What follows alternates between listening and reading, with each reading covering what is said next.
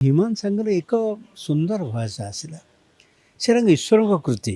ମୁଁ କହିବି ସେ କେତେ ବର୍ଷ ବୋଧେ 7-8 ବର୍ଷ କାର୍ଯ୍ୟ କରିଛନ୍ତି, କିନ୍ତୁ 7-8 ବର୍ଷ ଭିତରେ 70 ବର୍ଷରେ କାମ କରିଥିବା ଲୋକର ଯେତିକି ସୁଖ୍ୟାତି ହେବା ଦରକାର, ଯେତିକି କାମ କରିବା ଦରକାର, ସେ 7 ବର୍ଷ ଭିତରେ ସେତିକି କରିଯାଇଛନ୍ତି। ସେ ଆସିବା ଦିନଠାରୁ ମୋର ଅନେକ ଚଳଚ୍ଚିତ୍ରରେ ସେ ଗୀତ ଗାଇଛନ୍ତି ଏବଂ ସେ ଜଣେ ଭଲ ପିଲା ଥିଲା, ବହୁତ ଭଲ ପିଲା। ବଡ଼ମାନଙ୍କୁ କେମିତି ସମ୍ମାନ ଦିଆଯାଏ, କଳାକୁ କେମିତି ସମ୍ମାନ ଦିଆଯାଏ, କଳାକାରକୁ କେମିତି ସମ୍ମାନ ଦିଆଯାଏ ଏବଂ ଗୀତଟି ସେ ଦିନକୁ ବି 15ଟି 10ଟି ଗୀତ ଗାଇବାର ନମୁନା ରହିଛି, କିନ୍ତୁ ସେ ଜଷ୍ଟିସ୍ ଦେଇ ଚାଲିଛନ୍ତି। ତାଙ୍କ ତିରୋଧାନରେ ନିଶ୍ଚିନ୍ତ ଭାବରେ ଆମେ ସମସ୍ତେ ମର୍ମାହତ।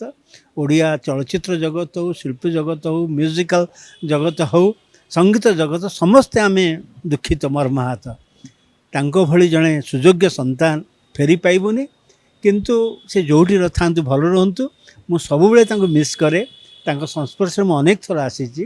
ମୁଁ ଯେହେତୁ ବୟସର ଅନେକ ତାରତମ୍ୟ, ସେ ଏତେ ମୋତେ ସମ୍ମାନ ଦିଅନ୍ତି, ଏତେ ଭକ୍ତି କରନ୍ତି, ଆମେ ଆଲୋଚନା ବିଶେଷ କରିପାରୁନା, କିନ୍ତୁ ତାଙ୍କ ମୁହଁରେ ଭାବ ମୁଁ ଅନେକ କରି, ତାଙ୍କର ଭକ୍ତିର ସମ୍ମାନର ଭାବ। ତେଣୁ ତାଙ୍କ ଭଳି ଜଣେ ସଙ୍ଗୀତ ପ୍ରେମୀ, ଜଣେ କଳାକାର, ଏତେ ସୁନ୍ଦର କଣ୍ଠ, ଯେକୌଣସି ଅଲ୍ ଇଣ୍ଡିଆ ଲେଭେଲରେ ଯେକୌଣସି ସିଙ୍ଗର ସହିତ ହି କ୍ୟାନ୍ ବି କମ୍ପେୟାର୍ଡ।